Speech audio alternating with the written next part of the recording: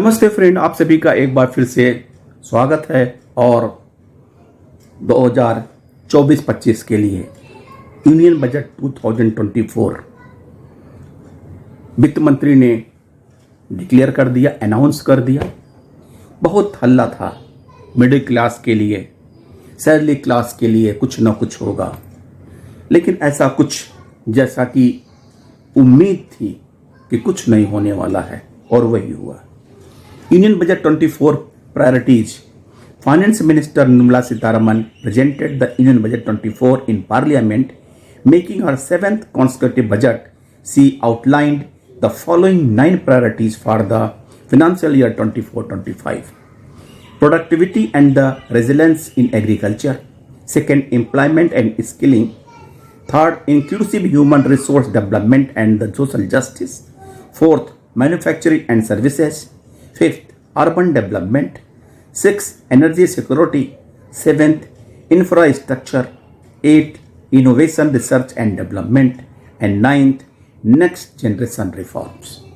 यहाँ पे हम कुछ महत्वपूर्ण केवल बैंकिंग संबंधी बातों से हम बात करते हैं। As part of the 9 priorities highlighted for the 24 budget, Union budget, the limit for Mudra loans will be increased to rupees 20 lakhs from the current rupees 10 lakhs for those who have previously availed and successfully repaid loans under the Tarun category. This announcement was made by Union Finance Minister Nirmala Sitharaman on July 23. Enhanced, ये तो पहला एक important था कि मुद्रा loan का limit बढ़ाया गया और उसको 10 से 20 लाख किया गया। Union finance minister Nirmala Sitharaman said that the public sector banks will build in-house capability for credit assessment of micro, small and the medium enterprises (SME). She made the announcement while presenting the Union Budget 24-25 in Lok Sabha. The finance minister also announced ₹100 crore credit guarantee scheme for MSME. The scheme will facilitate term loans without collateral or third-party guarantee. Further, the government will launch a saturation drive under Pradhan Mantri Janjati Adivasi Navya Maha Abhiyan. The Union Budget 24-25 allocated rupees 1.48 lakhs crore for education, employment and skill development in the country.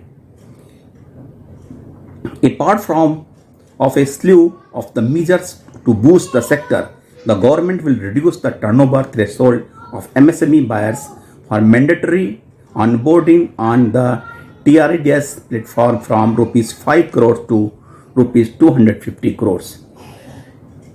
TRDS is an online platform to help MSME.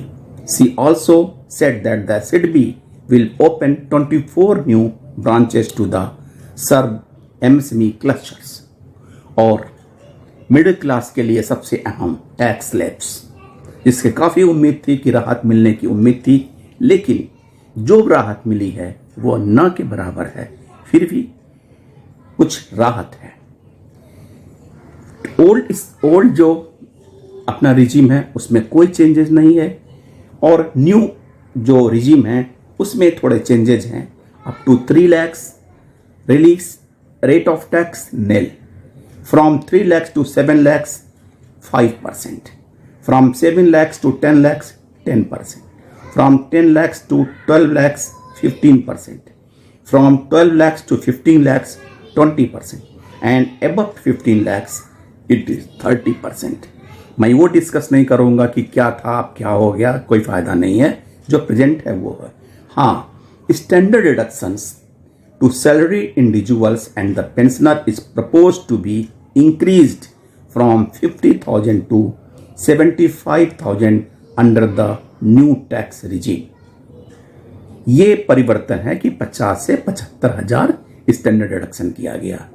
Family pension and deduction के लिए deduction from the family pension of the 15,000 is proposed to be increased to rupees 25,000 under the new tax regime. यानी कि जो भी सुविधाएं आपको मिल रही हैं वो न्यू टैक्स लेके बढ़ावा देने के लिए old tax regime as it is है उसमें जो आपको छूट मिलती थी उसमें भी कोई चेंजेस नहीं है। Non government employer contribution to the new pension scheme. It is proposed to increase the amount of deduction allowed to an employer in respect of his contribution to a pension scheme referred to the section 80 CCD from the extent of 10% to the extent of 14% of the salary of the employee. Further, a non-government employee in the new tax regime shall be allowed distribution of an amount, reduction of an amount not exceeding 14% of the employee's salary in place of 10%. ये मुख्य बातें थी। बाकी तो tax के जो changes हैं वो बहुत एलॉबरेटेड हैं। सो हमारे मतलब की जो है मैंने आपको डिस्कस किया। थैंक यू, नमस्ते।